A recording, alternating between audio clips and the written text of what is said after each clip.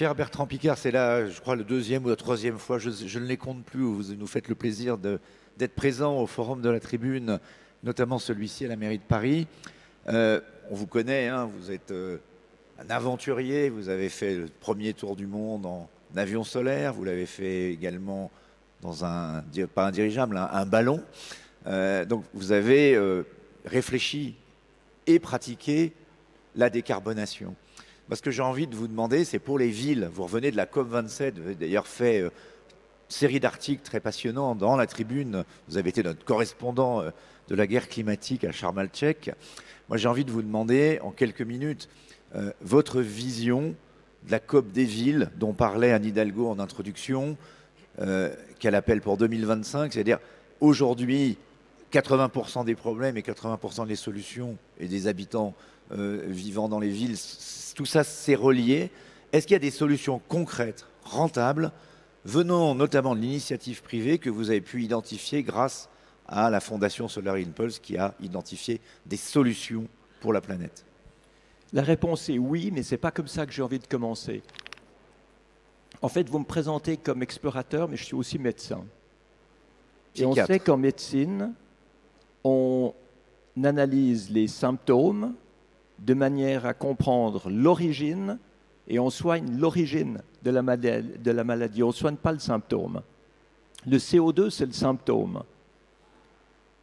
Alors, mettre zéro carbone comme slogan, c'est la même chose que si on met zéro nez bouché, zéro mal de gorge, zéro douleur dans les articulations, zéro diarrhée ou zéro brûlure gastrique.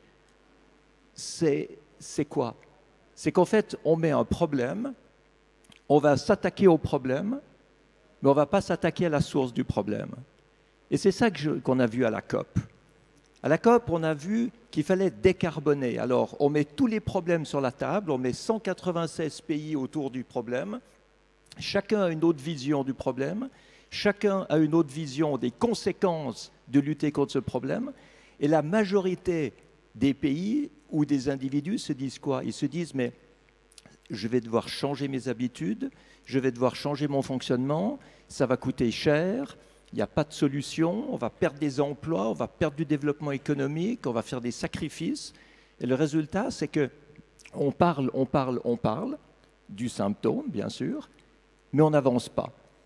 Et malgré tout ce qui se dit et tout ce qui s'est dit depuis 50 ans, on émet plus de CO2 aujourd'hui qu'il y a 50 ans, proportionnellement par habitant. Et Bertrand, vous êtes psy aussi, vous êtes médecin, psychiatre. Est-ce qu'on a une maladie mentale qui nous conduit à ne pas changer nos comportements, ou c'est juste... Il y a une théorie qui s'appelle le point de bascule, c'est-à-dire qu'il faudrait amener suffisamment de gens à basculer dans cette conviction, et ça commence à monter, pour que finalement ça entraîne. Mais vous ne trouverez pas assez de gens qui ont envie de changer ce qu'ils ont si vous leur dites qu'il faut lutter contre le symptôme sans leur expliquer quelle est l'origine. L'origine du problème est où? L'origine, il est que dans notre monde, on a une économie basée sur le gaspillage.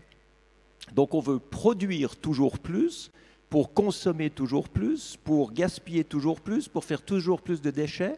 Et pourquoi on doit faire toujours plus? C'est parce qu'il faut baisser les coûts de manière à être compétitif. Donc on a une économie qui fonctionne mal, et il n'a pas fallu la crise Covid et la crise ukrainienne pour que l'économie commence à se dégrader.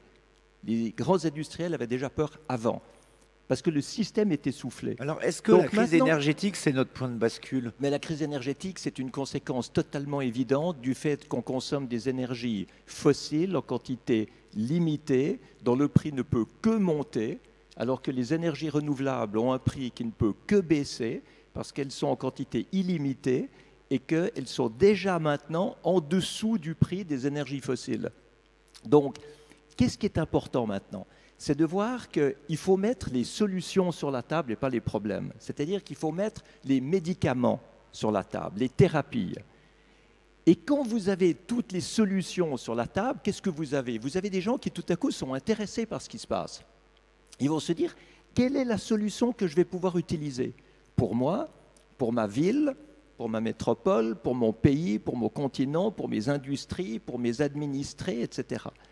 Et là, on voit qu'il y a énormément de solutions. Et ces solutions, c'est quoi? Ces solutions, c'est des possibilités de baisser le gaspillage, d'être efficient. En fait, on a trouvé avec la Fondation Solar Impulse, en répertoriant tout ce qui existe dans le monde, 1000 solutions. aujourd'hui, Plus de on est à 1480 solutions qui sont existantes aujourd'hui. Donc, ce n'est pas des vagues idées pour le futur. Elles sont labellisées. Hein. C'est des solutions d'aujourd'hui. Elles sont capables de protéger l'environnement. Elles sont économiquement rentables pour celui qui les produit comme pour celui qui les utilise. Oui, mais je ne connais pas 1000 médicaments. Moi, je connais le Doliprane, par exemple. Comment est-ce que vous passez à l'échelle d'une solution qui marche, je pense notamment à nos villes, et qui soit adoptée par les gens pour qu'elle change les choses? Mais quand vous mettez des solutions sur la table, vous donnez de l'espoir, vous créez de l'enthousiasme, vous créez de l'intérêt économique, parce que quand vous montrez que vous pouvez développer les pays les plus pauvres avec des moyens qui créent de l'emploi tout en protégeant l'environnement, eh bien vous avez gagné déjà les 3/4 de la planète. Et puis pour les pays déjà économiquement développés, vous pouvez leur montrer que sans sacrifice et sans décroissance économique, vous pouvez remplacer ce qui pollue par ce qui protège l'environnement, vous pouvez remplacer ce qui gaspille par ce qui est efficient. Efficient, c'est autre chose que sobre. Efficient, c'est que vous obtenez un meilleur résultat en consommant moins de ressources ou moins d'énergie, alors que dans la sobriété, vous obtenez un résultat inférieur à ce que vous avez pour une consommation et un gaspillage inférieur. Quand vous demandez aux gens de chauffer à 19 degrés au lieu de 21, vous faites 14% d'économie d'énergie et de facture, oui, mais vous demandez un sacrifice parce qu'il y a moins de chaleur à la fin. Quand vous mettez une pompe à chaleur avec une sonde géothermique et que vous divisez par 5 votre consommation énergétique en gardant la même température, il n'y a pas de sacrifice, il n'y a pas de sobriété, il y a de l'efficience. Je vous arrête et le là-dessus. résultat est beaucoup plus important. Intéressant, parce qu'il y a un vif débat en France. Il y a une loi sur les énergies renouvelables qui est en cours de vote au Parlement. Ça a l'air difficile d'être voté par la droite à cause des éoliennes, mais y compris par la gauche, qui visiblement, et même les écologistes, c'est pas très clair. On ne sait pas si cette loi va trouver sa majorité. Bon, ça c'est le problème du gouvernement. Ils évoquent les éoliennes, ou ils évoquent le solaire, mais il y a un sujet comme la géothermie qui n'est absolument pas aujourd'hui mis en avant sur la table. Vous en parlez beaucoup. Vous pensez que c'est une solution qui pourrait passer à l'échelle, qui n'est pas assez explorée? Mais j'en parle beaucoup parce que c'est pas peut-être expliquer ce que c'est pour ceux qui pas ne du voient pas. solutionnisme technophile, c'est uniquement du bon sens. Il y a 99% de la masse de la planète qui fait plus que 1000 degrés. Et qu'est-ce qu'on fait au lieu d'aller chercher cette chaleur? On en fabrique artificiellement en brûlant du pétrole, du gaz et du charbon. Ou des déchets. Il faut être tombé sur la tête. Alors, nous, ce qu'on remarque, c'est que ces solutions ne sont pas connues, elles ne sont pas comprises, et elles sont toujours déformées par une vision ancienne. Aujourd'hui, on croit... Le maire de Bordeaux vous écoute. Hein. On sait toujours aujourd'hui, on croit toujours aujourd'hui que c'est cher de décarboner. C'est pas cher, aujourd'hui c'est rentable. La grande différence par rapport à il y a 10 ans, c'est qu'autrefois il fallait faire des sacrifices, autrefois c'était cher, autrefois il aurait fallu être sobre et il aurait fallu décroître. Oui, mais pas aujourd'hui. Aujourd'hui, il y a eu des progrès incroyables sur le plan des solutions de bon sens et sur la diminution du prix. Alors, pour prouver ça, c'est vrai que 1480 solutions, ça fait un peu beaucoup sur la table. Sur les méthodes, peut-être que la table va se casser. Puis, donc, quelques médicaments pour les villes dans un document. Donc, on a pris 180 exemples de solutions. Les solutions à plus gros bras de levier. Dans tous les domaines, hein, transport, construction, dans tous les domaines matériaux. des villes. Dans tous les domaines des villes. Et on a regardé ce qui marchait dans certaines villes qui, une fois utilisent une solution, une fois utilisent une autre solution. Alors, on ne va pas aller très loin. Saclay. J'ai entendu le mot plateau de Saclay au moins 4 fois dans les débats précédents. Eh bien, il y a une entreprise qui s'appelle Schlumberger, qui est une entreprise de forage pétrolier, qui a fait une spin-off pour installer des pompes à chaleur géothermiques. Et au lieu de les vendre à d'autres gens, ils ont commencé par l'utiliser eux-mêmes, parce que c'est déjà eux qui veulent faire des économies. Eh bien, ils ont cette pompe à chaleur qui chauffe en été, qui chauffe en hiver, qui refroidit en été, qui divise par 5 la facture d'énergie. Eh bien, il y en a 179 autres dans ce guide des villes qui sont à disposition. dans tous les domaines, juste pour montrer que la décarbonation va arriver toute seule, spontanément, avec enthousiasme et en fédérant tout le monde, si le but c'est d'être plus efficient, si le but c'est de gaspiller moins, si le but c'est d'être économiquement rentable, on va créer une adhésion là autour, on va mettre en œuvre ces solutions, et la conséquence normale et logique, si on s'attaque à une origine de problème, c'est que le symptôme va disparaître. Docteur Picard, dernière question, il nous reste 1 minute et demie parce qu'on a pris beaucoup de retard, mais je profite quand même de l'occasion. Vous avez montré un premier projet. Je parlais de la gouvernance, du rôle de la réglementation, le Parlement qui doit voter sur les énergies renouvelables, le nucléaire demain. Vous avez fait également un prêt à voter. Alors c'est bizarre démocratiquement de dire quelque chose qui est prêt à voter. C'est quoi cette démarche? Ce sont des recommandations plutôt de réglementation simple qui pourrait changer la donne? Alors, je ne confonds pas l'hôtel de ville avec la dernière librairie. Ce pas des livres qui sont vendus, hein. C'est des ouvrages, des documents contributions au débat public construits avec la Fondation Solar Impulse, qui sont en open source, qui sont sur notre site internet solarimpulse.com. Je les ai téléchargés, vous pouvez y aller. Hein, avec le guide de solutions que je vais offrir avec bonheur au maire de Bordeaux.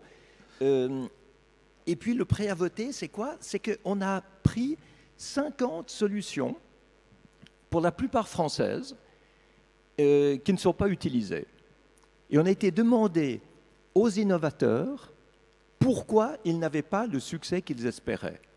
Et ils nous ont montré quels étaient les obstacles réglementaires, les obstacles législatifs, etc., qui empêchent ces solutions de se développer. Parce que la loi n'a pas évolué à la vitesse de la technique.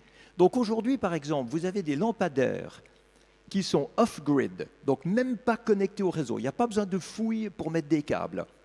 Ils ont des ampoules LED, panneaux solaires et batteries, et ça permet d'économiser 37% de factures d'électricité à la ville qui les utilise. Eh bien, quand vous faites un appel d'offres, vous n'avez pas le droit de mettre plus que 50 000 € de ces lampadaires parce que c'est une innovation. Alors, autrefois, c'était un quota pour pousser l'innovation, mais maintenant, c'est un seuil, un plafond, pardon, c'est un plafond qu'on ne peut pas dépasser. Donc, il faut libérer l'innovation. Donc, là-dedans, qu'est-ce qu'on demande? C'est un des exemples. On demande de déplafonner ces 50 000 € pour que tout le monde puisse installer ce type de lampadaire. Il y a un autre truc très intéressant quand on parle de voiture, parce que j'ai entendu tout le débat sur la mobilité. Le rail et la route. Il y a encore, et même après 2035, il y aura encore beaucoup de voitures thermiques. Eh bien, il y a un système français qui s'appelle Logico, qui est un petit module à 600 € qu'on installe sur un moteur diesel ou moteur à essence. Ça enlève 20% de la consommation de carburant et ça enlève 50% des particules toxiques des échappements. Donc ça divise par 2 la pollution de l'air. C'est économiquement rentable puisqu'on économise du carburant. Le rendement, la rentabilité se fait pour un taxi en 6 mois. Mais il n'y a pas d'avantage de mettre ça sur le plan réglementaire parce que si on a une vignette critère qui n'est pas adaptée à ce système-là, eh ben, les gens qui ont ce système qui pollue beaucoup moins ne pourront pas rouler dans les zones à faible émission. Donc ce qu'on demande dans le prêt à voter, c'est de permettre aux gens qui ont ce module de pouvoir rouler dans les zones de faible émission. Si vous faites des incitations de cette manière-là, ça ne coûte rien à l'État. C'est uniquement un règlement ou une législation. Et vous débloquez de cette manière-là des solutions qui autrement resteraient dans des start-up, ne créeraient pas d'emplois, ne feraient pas de développement économique, ne contribueraient pas à protéger l'environnement et n'amélioreraient pas la situation. Donc ce qu'il faut, c'est que les médicaments aujourd'hui puissent arriver sur le marché au lieu d'être bloqués dans les laboratoires. Et c'est ça qu'on fait avec le prêt à voter également. Ça sera votre mot de la fin, les médicaments arrivent. Merci beaucoup Bertrand Piccard d'être venu nous voir. Toujours passionnant de vous écouter. Je vous retrouverai pour ma part cet après-midi pour un débat sur quelle transition juste notre société craquera-t-elle avant la planète avec Laurent Berger notamment. Je vais céder maintenant la parole à Ingrid Labuzan qui, je crois, a eu quelques petits soucis de vélo mais qui néanmoins va me rejoindre sur scène et qui va animer d'autres tables rondes. Merci encore de nous avoir écoutés.